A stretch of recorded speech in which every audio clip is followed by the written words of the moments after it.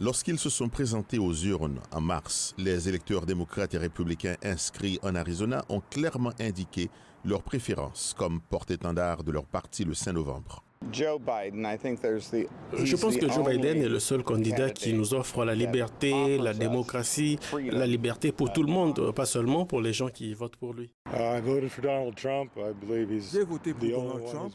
Je crois qu'il est le seul à vouloir défendre la Constitution telle qu'elle a été écrite et il est le seul à être attaqué par tous les autres pour cette raison. L'extrémisme politique et les menaces qui pèsent sur la démocratie sont les problèmes les plus importants auxquels sont confrontés les États-Unis, selon les électeurs interrogés par Ipsos à la mi-avril. Les démocrates s'inquiètent de l'autoritarisme, selon Clifford Young, président d'Ipsos Public Affairs. En réalité, les démocrates, lorsqu'ils disent qu'ils sauvent la démocratie, disent en fait qu'ils sauvent la démocratie de Trump. Nous appelons cela le vote anti-Trump et d'après nos estimations, il représente environ 25% de la population adulte. Les indépendants partagent les préoccupations des démocrates, mais les républicains voient la protection de la démocratie d'un autre œil. La plupart des critiques formulées par la droite républicaine portent sur un système défaillant, un système contrôlé par les élites ou truqué par des élites. En fin de compte, lorsque les républicains parlent de sauver la démocratie, ils parlent en fait de la machinerie électorale et de l'équité des élections en général.